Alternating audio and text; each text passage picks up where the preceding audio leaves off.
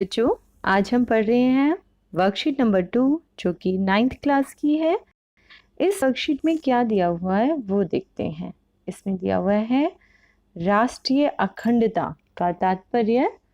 ये हिंदी की है आपकी वर्कशीट बेटा, और इसमें है राष्ट्रीय अखंडता का तात्पर्य विभिन्न जातियों, संप्रदायों, धर्मों, भाषाओं और क्षेत्रों की विविधता के बावजूद एक राष्ट्र की भावना से है। किसी भी देश की ताकत और प्रगति के लिए सभी समाज और समुदाय के बीच एकता और सामंजस्य की भावना होनी चाहिए, है ना। इकट्ठे रहने और एक दूसरे की सहायता करने की भावना होनी चाहिए। यह एक देश में रहने वाले सभी लोगों के बीच आपसी संबंधों को मजबूत करती है। असल में राष्ट्रीय अखंडता एक राष्ट्र की पहचान को मजबूत करता है। राष्ट्रीय एकता एक मनोवैज्ञानिक प्रक्रिया व एक भावना है जो किसी राष्ट्र अथवा देश के लोगों में भाईचारा अथवा राष्ट्र के प्रति प्रेम एवं अपनत्व का भाव प्रदर्शित करती है ना, कि हम सब एक हैं। राष्ट्रीय एकता राष्ट्र को सशक्त एवं संगठित बनाती है। राष्ट्रीय एकता ही वह भावना है जो विभिन्न धर्मों, संप्रदायों, जाति, वेशभूषा, सभ्यता एवं संस्कृति के लोगों को एक सूत्र में पिरोए रखती है। अनेक विभिन्नताओं के उपरांत भी सभी परस्पर मेलजोल से रहते हैं। हमारा भारत देश राष्ट्रीय एकता की एक मिसाल है। जितनी विभिन्नताएं हमारे देश में उपलब्ध है, उतनी शायद ही विश्व के किसी अन्य देश में देखने को मिलेगी। ऐसा है, कितनी जाति धर्म के लोग हमारे देश में रहते हैं ना। यहाँ अनेक जातियों संप्रदायों के लोग, जिनके रहन सहन बिल्कुल अलग है, खान पान अलग है, यहाँ तक कि वेशभूषा भी पूर्णतः विभिन्न है, एक साथ निवास करते हैं। सभी राष्ट्रीय एकता के एक सूत्र में पिरोए हुए हैं। जब तक किसी राष्ट्र की एकता सशक्त है, तब तक वह राष्ट्र भी सशक्त है, मतलब शक्तिशाली है।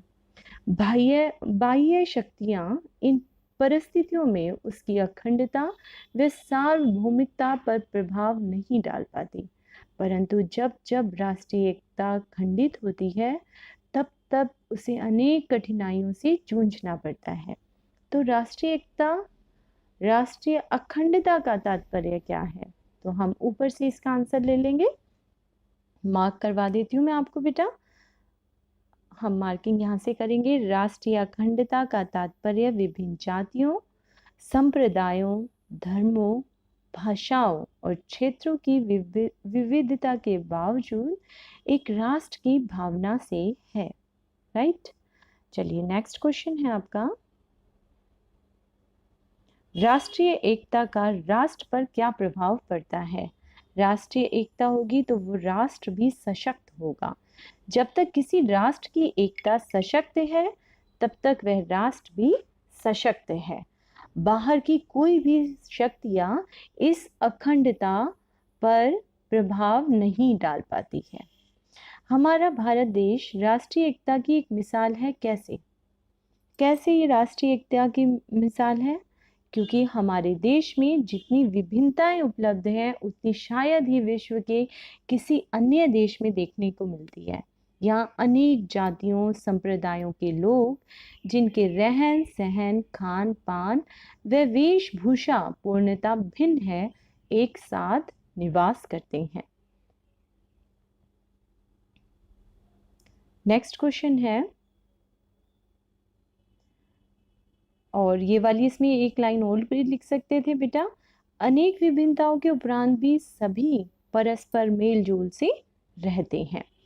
नेक्स्ट है, राष्ट्रीय एकता को खंडित होने के क्या परिणाम होते हैं? तो ये लास्ट लाइन से देख लीजिए। जब जब राष्ट्रीय एकता खंडित होती है, तब तब उसे अनेक कठिनाइयों से जूझना पड़ता है। उपरोक्त गद्यांश का उपयुक्त शीर्षक लिखिए। शीर्षक क्या होता है? टाइटल क्या होना चाहिए? मेरे ख्याल से तो इसका राष्ट्रीय अखंडता ही इसका नाम होना चाहिए। वैसे राष्ट्र की एकता भी लिख सकते हो, और भारत देश एक राष्ट्रीय एकता वाला देश है, ये बहुत बड़ा हो गया। हमारा भारत देश राष्ट्रीय एकता की मिसाल इसमें से नहीं, राष्ट्रीय एकता या राष्ट्रीय अखंडता ही इसका नाम लिखिए। थैंक यू बच्चों, थैंक यू फॉर वॉचिंग। अब नेक्स्ट आप तैयारी कर रहे हैं ना सब्सक्राइब करने की इसको? चलो ठीक है, थैंक यू।